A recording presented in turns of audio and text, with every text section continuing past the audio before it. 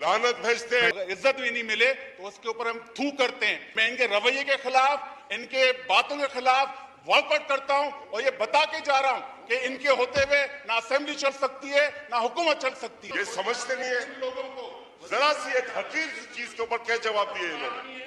इस तरह के लोग हमें इस तरह के जवाब देंगे, अब माइक पर यहाँ है। से हम उस तरफ बैठने में देर नहीं लगाएंगे। मुझे अपने हलके की आवाम ने मुंतखब करके भेजा है, किसी एरे गैरे नथु खैरे की मिन्नतें करने के लिए नहीं भेजा है। सब बहुत शुक्रिया।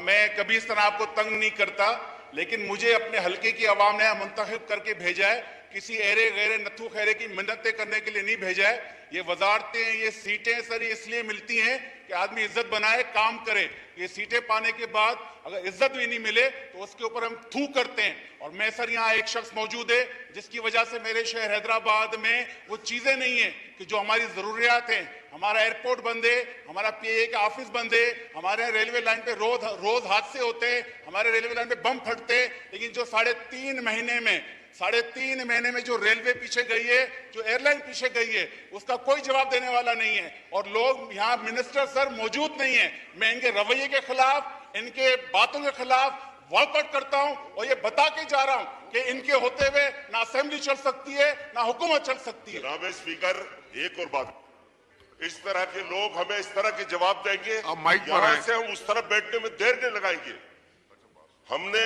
हमने जो अपनी कीमत अदा की है ना, जो सियासी कीमत अदा की है, आज वो भुगत रहे हम सिर्फ में भी। अरे ये समझते नहीं है लोगों को जरा सी एक हकीर चीज के ऊपर क्या जवाब दिए इन्होंने। लानत भेजते हैं थैंक यू, आपका पॉइंट आ गया। Thank you. जब पीटीआई के साथ थे हमें अरबों रुपए मिले, हम खुदा की कसम से वहां खुश थे। 2 वोटों पे हुकूमत है, इतनी मगरूरी अगर 10 वोटों पे होती तो आप तो किसी को खंगालते भी नहीं।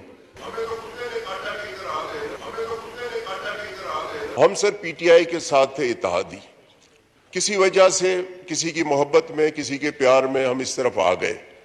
जरदारी साहब से मेरी मुलाकात हुई, बिलावल साहब से। हमने कहा जी मुझे न वजारत चाहिए, न ओहदा चाहिए, कुछ नहीं, मुझे इलाके के लिए डेवलपमेंट चाहिए। जरदारी साहब ने एहसन इकबाल को कहा, जरदारी साहब की उसने नहीं मानी। शहबाज शरीफ साहब की मेहरबानी, उसने 3 बार एहसन इकबाल को कहा कि जी असलम भूतानी मेरे पास दोबारा शिकायत लेके ना आए। फिर भी जब किताब छपी, पीएसडीपी की कोई स्कीम नहीं थी।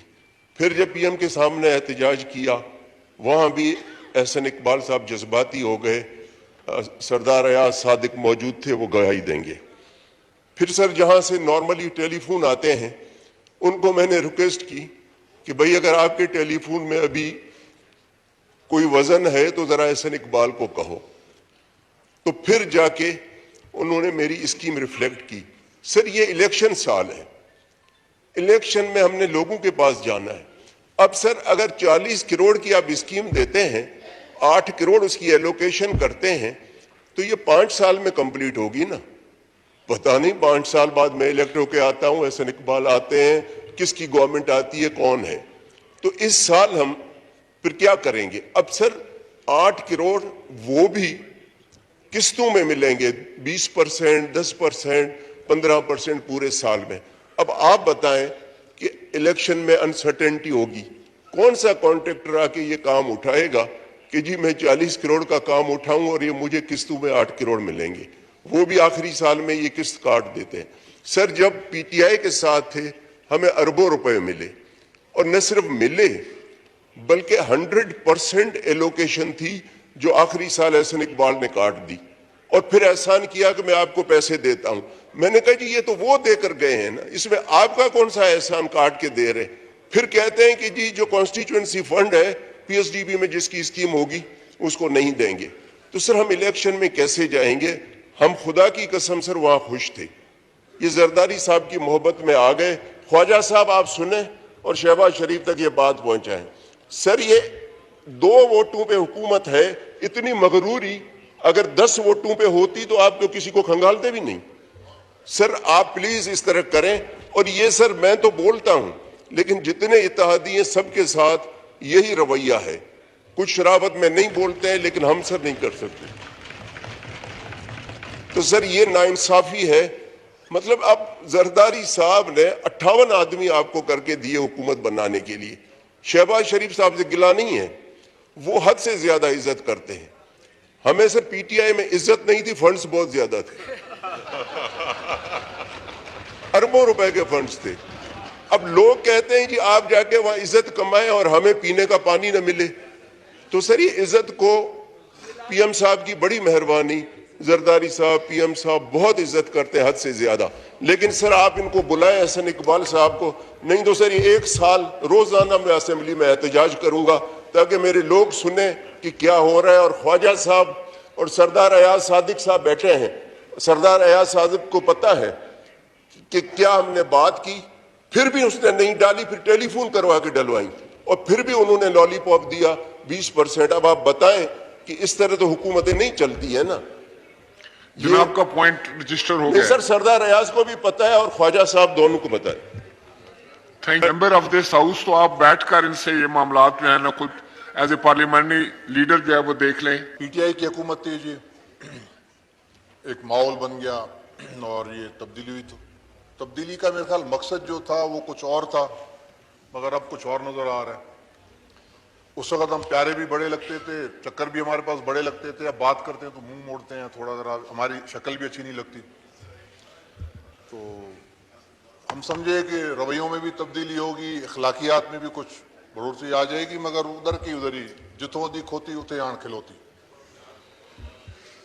کوئی مزہ نہیں ہے سر. سب سے پہلے جب ہم نے دیکھا منسٹریوں پہ سن رہے تھے کہ لڑائیاں بنڈر بات، وہ اس کی وہ اس کی وہ اس کی، نہیں جیسے اسی مقصد کے لیے آئے تھے. کوئی بڑا مقصد نہیں تھا کہ جی وہ یہاں سے نکل جائیں اور بس ہم ادھر آ کے بیٹھ جائیں. تو یہ شکایتیں بھی ہیں، رویے بھی اچھے نہیں ہیں. ساری چیزوں کو درست کر لیں سر، ابھی تک ٹائم ہے. 1-2 مہینے گزرے ہیں، کچھ نظر آنا چاہیے. اور نہیں تو سوکھا اخلاق ہی دکھا دیں. شکایت ہماری پارٹی کی بھی ہے جی، ایک منسٹری پہ بس چپ کر کے بیٹھ گئے ہیں، کمیٹی مانگ رہے ہیں، باقی جگہوں کا فیصلہ کر کے بیٹھ جاتے ہیں، ہمیں آن بورڈ ہی نہیں لیتے. اگر چھوٹی موٹی منسٹری مانگتے ہیں تو کہتے ہیں جی وداؤٹ پورٹ فولیو. اب وہ جھاڑو تو نہیں لگانا، وداؤٹ پورٹ فولیو کیا کرنا ہے. تو یہ ساری شکایتیں ہیں جی، ان کو ذرا مہربانی کر کے ٹھیک کر لیں تو بہتر ہے، ورنہ چپ کر کے بیٹھے ہیں. شکریہ. ایاز صادق صاحب نے، یہ عوام پر بالکل ظلم ہے جناب اسپیکر، اور یہ غریب عوام پر ایک میزائل حملہ ہے، ایٹم بم گرانا ہے. یہ ایٹم بم سے بھی زیادہ خطرناک ہے جناب اسپیکر.